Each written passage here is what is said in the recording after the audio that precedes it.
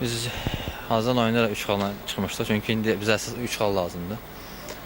Qəşəng oyun o qədər də vacib deyil hal-hazırda, amma yenə də baxımlı futbol oynayıb 3 xal qazanırıq. Bugün də məqsədimiz 3 xal idi, çünki bizim rəqibimiz idi. İndi xal fərqimiz eyni oldu. İndi gözləyəcəyik inşallah Inter komandası xal etsin ki, biz gələn oyunlarda daha birinci elə oynamaq üçün. Yəni bugün də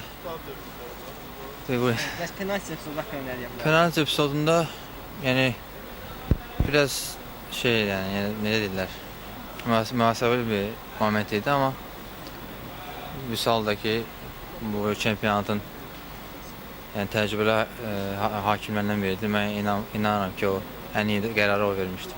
Birinci hissədə komanda demək olar ki, qapını təzyiqdə saxlaya bildi rəqib qapısını. Amma ikinci hissədə həmin biz anları görmədik. Yəni ki, qarşılıqlı hücumlar. Nədən ikinci hissə? İkinci hissə biraz duruq başladı. Çox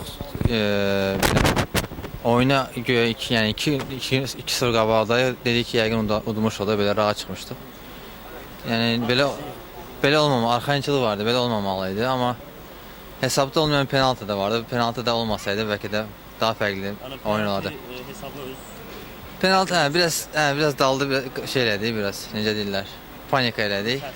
Amma yenə də böyük komandalar hesabı saxlamağı bilirsə, o böyük işdir. Əsas 3 xal aldıq. Bizim üçün 3 xal vacib idi. Bütün uşaqları təbrik edirəm.